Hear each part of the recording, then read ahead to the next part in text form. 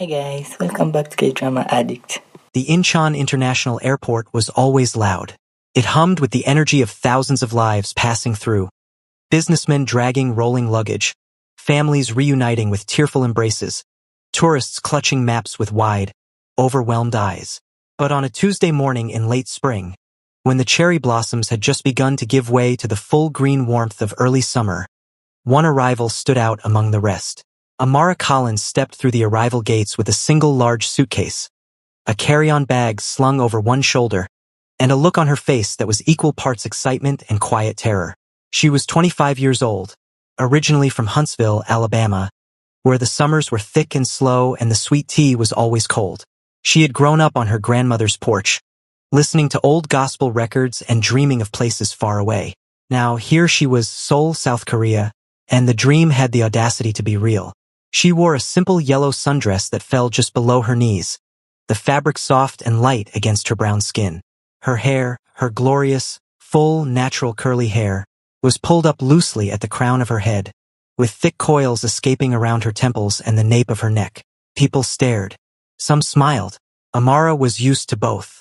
She had been awarded a one-year cultural exchange fellowship at the Seoul Arts and Literature Foundation, a prestigious program that placed international writers and artists within Korean creative institutions.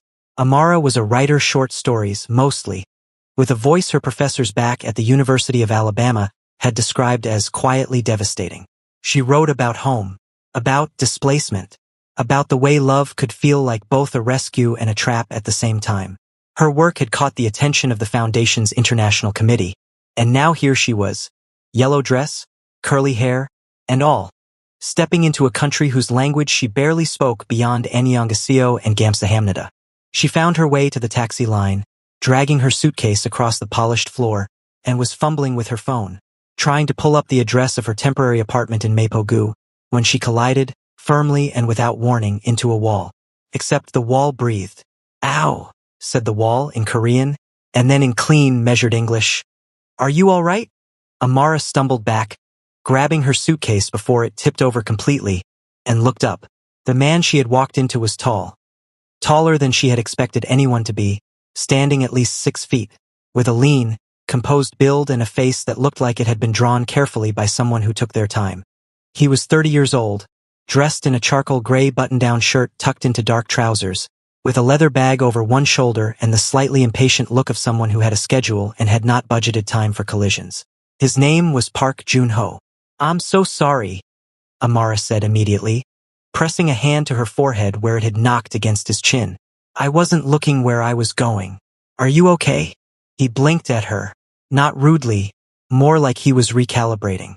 "I'm fine," he said. His English was precise, practiced, with only a faint trace of an accent. "Are you new to Seoul? That obvious?" She laughed. A warm, open laugh that made the woman behind him in line glance over. "You were holding your phone like a map and walking like someone who doesn't know what direction they're going," he said.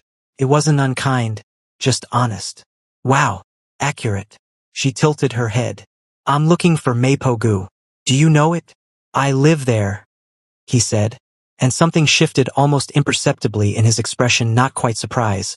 More like the universe had made a small, unnecessary joke at his expense. "Which part?" She showed him the address on her phone. He studied it for a moment. "That's 2 streets from my building," he said. "Well," Amara said, smiling up at him, "looks like we're almost neighbors." Park Joon-ho was not the kind of man who smiled easily in public. He had been told this before by his mother, by his ex-girlfriend, by his colleague Seo-yun, who said he had the resting expression of someone perpetually reviewing a disappointing report. But something about the way this woman in the yellow dress said almost neighbors, like it was simply the most natural and wonderful coincidence in the world, made the corner of his mouth lift, just slightly. "I'll show you where to get a taxi," he said. That was how it began. Joon-ho was a senior editor at Hanul Publishing House, one of Seoul's most respected literary publishers. He had spent the last 8 years building a career on precision, finding the exact right words, the exact right stories, the exact right voices to put into the world. He was disciplined, focused, and deeply private. He had ended his last relationship 2 years ago, a quiet dissolution that had left no dramatic wreckage, but had settled into a low, persistent loneliness he had learned to mistake for peace. Amara moved into her apartment on a Wednesday. By Thursday, she had already wandered into the wrong subway line twice, accidentally ordered a dish she was mildly allergic to, and stood in the middle of Hongdae looking completely, cheerfully lost. She wore a pale green dress that day, the same easy, simple style as the yellow one, her curls bouncing as she turned in a slow circle trying to match the street in front of her to the map on her phone. Junho found her like that, purely by accident, walking home from a meeting, and stopped on the pavement. "You again," he said. She spun around. Her face broke into a grin so immediate and genuine that it was almost startling. "Oh my God, you again. See, I told you, almost neighbors." He looked at the phone in her hand. "You're going the wrong way." "I know," she said, laughing. "But in my defense, all these streets look the same to me right now and I haven't had coffee yet." He hesitated. He had a manuscript waiting at home.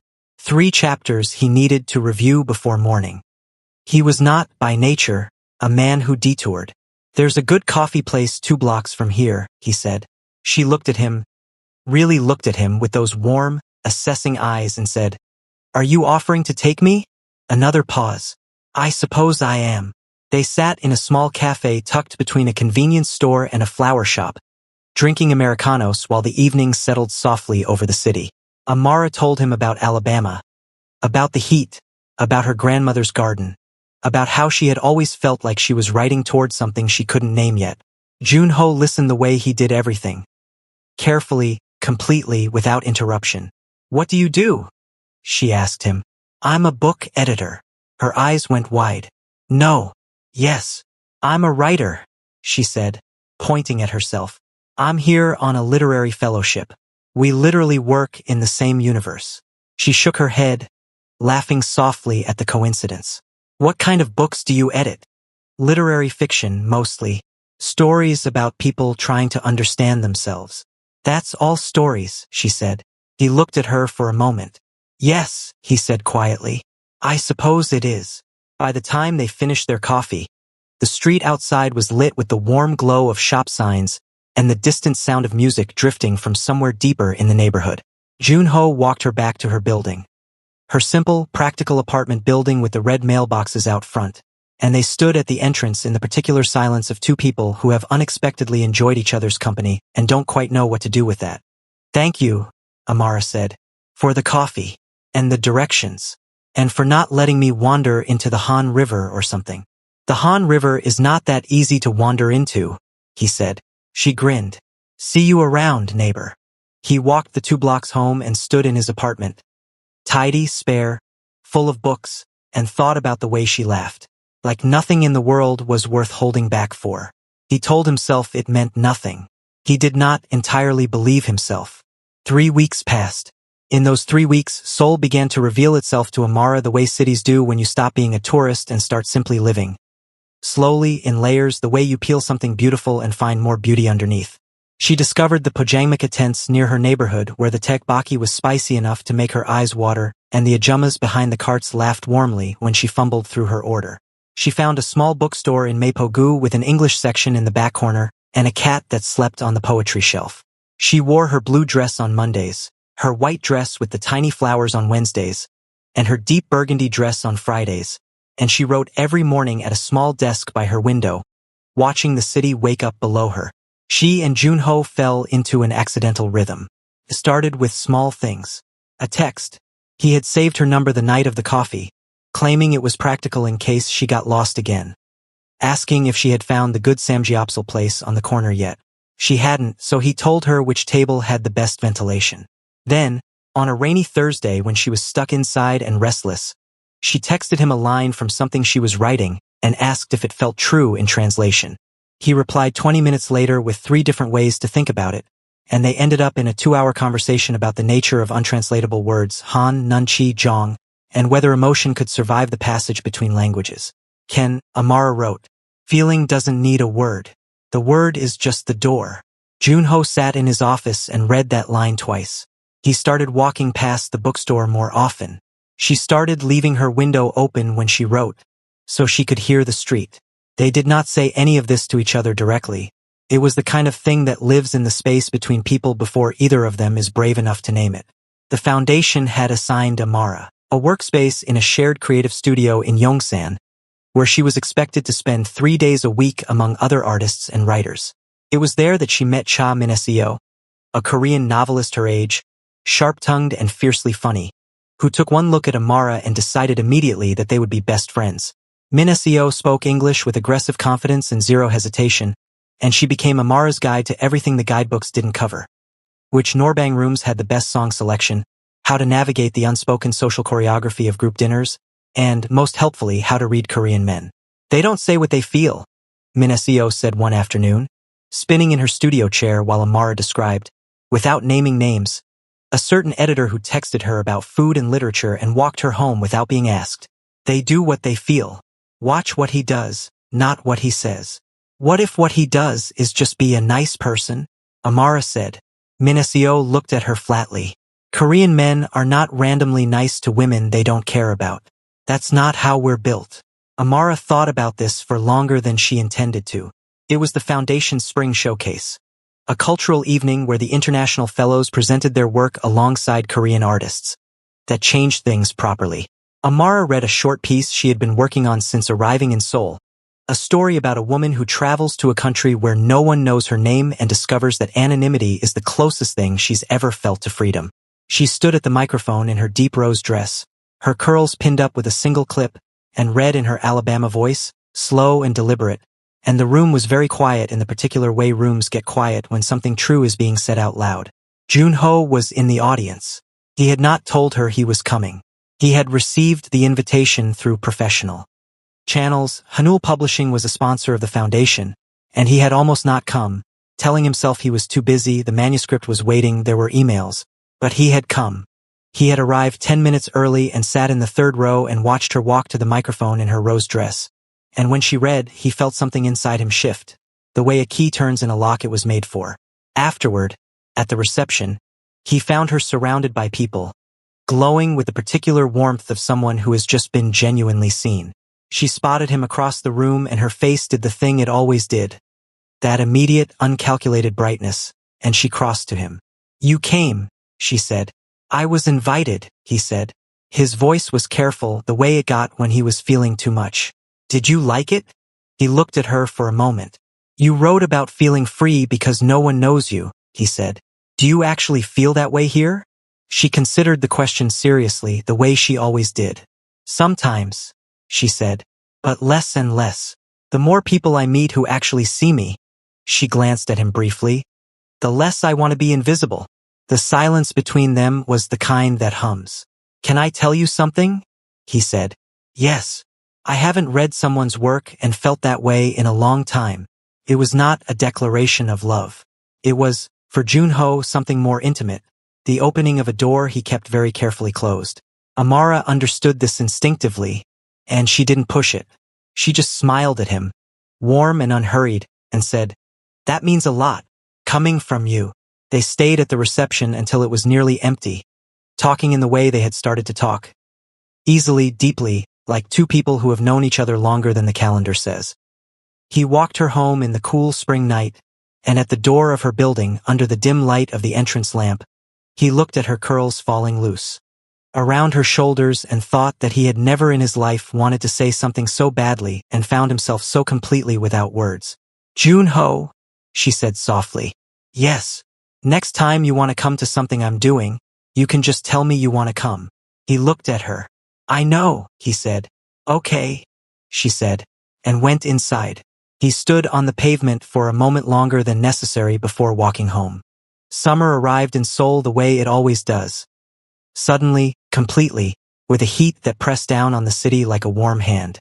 The streets smelled like grilled corn and sunscreen, and the Han River banks were crowded on weekends with people laying out picnic mats and trailing their feet in the direction of the water.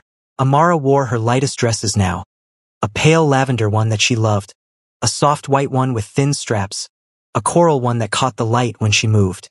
She had settled fully into Seoul by now, the city no longer foreign but familiar, its rhythms absorbed into her daily life. She knew which convenience store had the best triangle kimbap, which subway car was least crowded in the morning, how to bow at exactly the right angle when greeting the senior staff at the foundation. She had also, slowly and somewhat helplessly, fallen into something with Junho that neither of them had named. They met for coffee twice a week now, sometimes 3 times. They texted every day. Long, wandering conversations that moved from literature to food to childhood memories to the specific philosophical problem of what a person owes the place they came from. He had started sharing manuscripts with her, not for professional feedback, just because he said he trusted her instincts. She had started writing a longer piece, something closer to a novel, and the protagonist had a quietness to him that she did not examine too closely. But there was something in the way Junho held himself. A reserve, a careful maintenance of distance even in closeness, that sometimes made Amara feel like she was standing outside a house with all the lights on, unable to find the door. She had learned, through Minasio's patient cultural translations, that he was not cold, that what looked like restraint was often depth, that Korean men of his type expressed care through acts rather than declarations. And she saw the acts. The coffee he always remembered to order without asking, the way he walked on the outside of the pavement without thinking about it, the manuscript notes he left her that were always more generous than she deserved, the time he had spent an entire Saturday afternoon helping her navigate a government office for her fellowship paperwork without a single complaint. She saw all of it, and still the door. What Amara did not know, what Junho had not told her, was that there was a woman named Kim Eugene. Eugene had been Junho's girlfriend for 4 years, ending 2 years before Amara arrived. The breakup had been mutual in the technical sense. Both of them had acknowledged, quietly and without drama, that what they had was not enough, but it had not been painless. Eugene had wanted more than Junho knew how to give. She had left saying that loving him was like trying to fill a room that had no walls. He had replayed that line more times than he would admit. Eugene reappeared in July. She had been transferred back to Seoul from a work posting in Busan, and she texted Junho on a Wednesday evening. Politely, casually, the way you text someone you have loved and learned to be civilized about. "I'm back in Seoul. Hope you're well." He replied with equal civility. They agreed to meet for lunch the following week, as adults, as people with shared history who had managed to remain on reasonable terms. Amara found out about the lunch not from Junho but from Minacio, who knew Eugene tangentially through a mutual friend and had heard the news through the particular speed of Seoul's interconnected social circles. Minacio told Amara over bingsu one afternoon, watching her face carefully as she did. "Are you upset?" Minacio asked.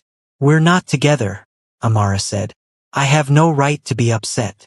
That's not what I asked." Amara stirred the shaved ice slowly. Outside, the summer light was thick and golden. "I don't know what we are," she said finally. "And I've been letting that be okay because I don't know. I thought maybe the not naming was just how it was with him, with the way he is. The not naming is him being afraid," Minacio said with characteristic bluntness. "Afraid of what?" "Of being that open with someone again." Eugene hurt him, not because she was cruel. She wasn't. But because he let himself need her and then she told him he wasn't enough. Minacio paused. Or that's the version he believed. Amara was quiet for a long moment. Then, "Why are you telling me this?" "Because you deserve to know what you're walking into." Minacio looked at her steadily. "And because I think you might be the first person since her that he actually wants to walk into something with. But he won't say it. So someone has to." That evening, Amara sat at her desk by the window for a long time without writing. The city moved below her, indifferent and lovely. She thought about what it meant to want something you weren't sure you were allowed to want. She thought about the door and the lights and the particular ache of almost. She put on her burgundy dress and walked to the bookstore 2 blocks over. Their bookstore now, she thought, without deciding to. And she was standing in the English section, not really reading anything, when the door opened and Junho walked in. He stopped when he saw her. "I come here sometimes," he said, as if explaining himself. "I know," she said. "I do too."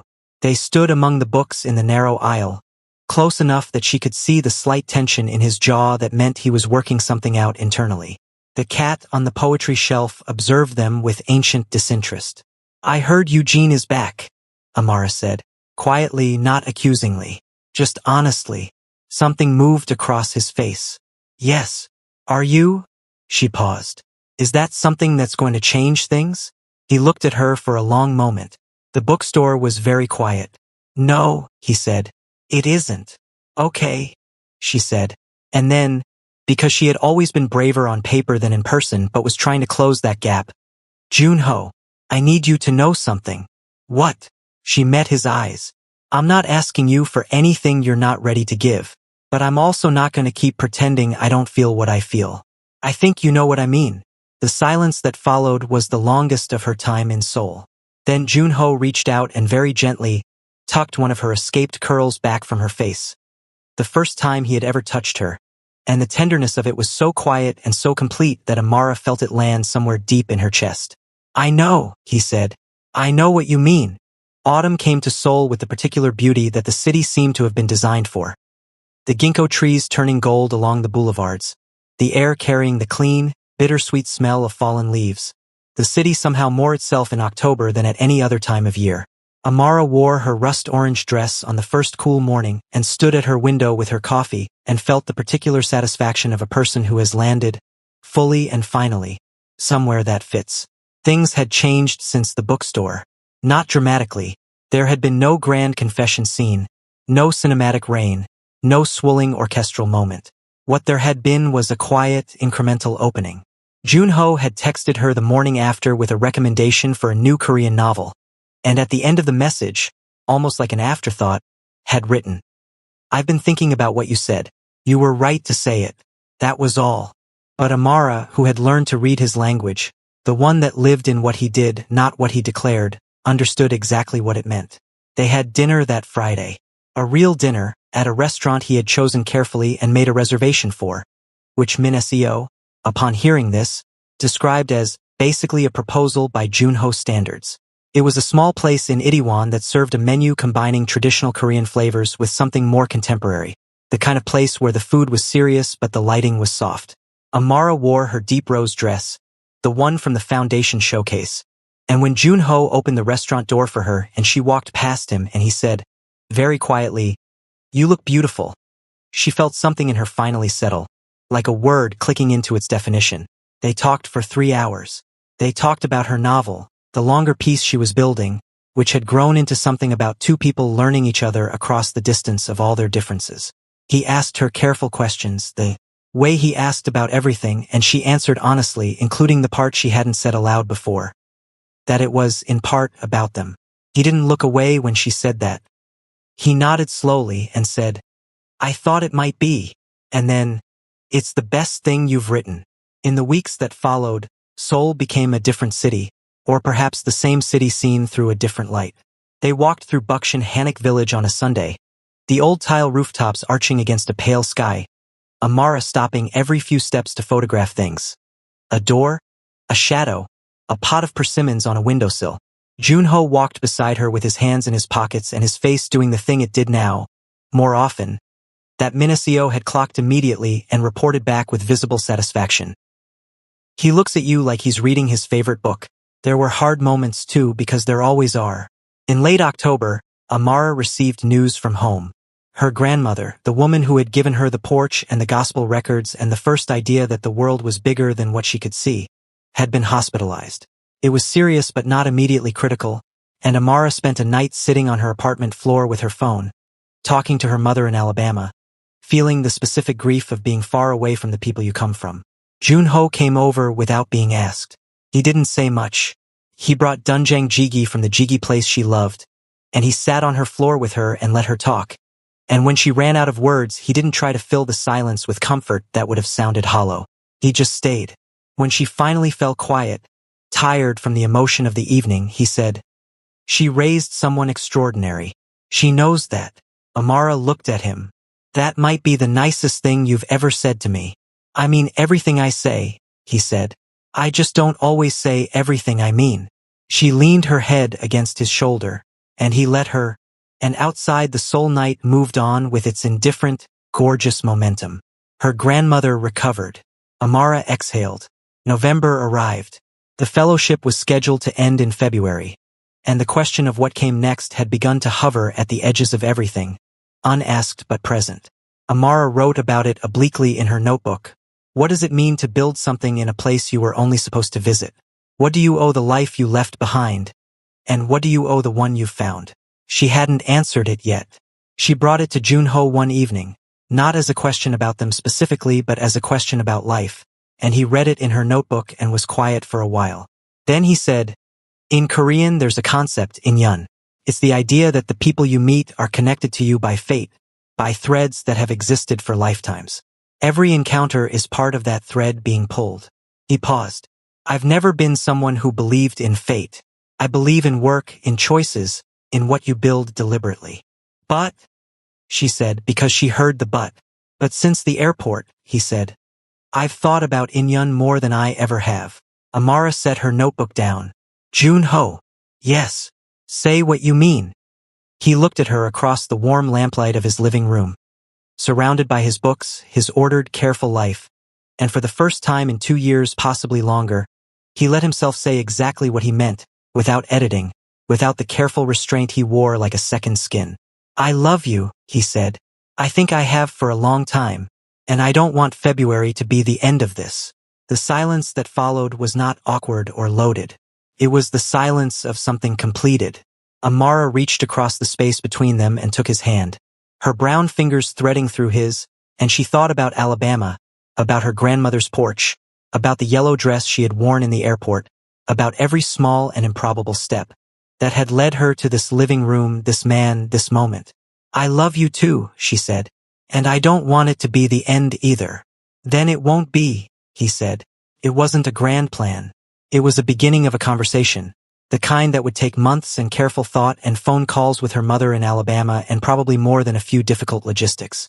But in the way of all true things, the decision had already been made before either of them spoke it out loud. It had been made in an airport collision, in a coffee shop, in a bookstore aisle, on a foundation stage, on an apartment floor. It had been made in every text, every walk, every silence that held more meaning than most people's speeches. On the first real cold day of November, they walked along the Han River together. The water was gray-silver and wide, the city rising on both sides of it in the early evening light. Amara wore her burgundy dress with a long coat over it, her curls loose and full around her face, and Junho walked beside her with his hand in hers. And for once he was not in his head, not reviewing, not editing. Just there.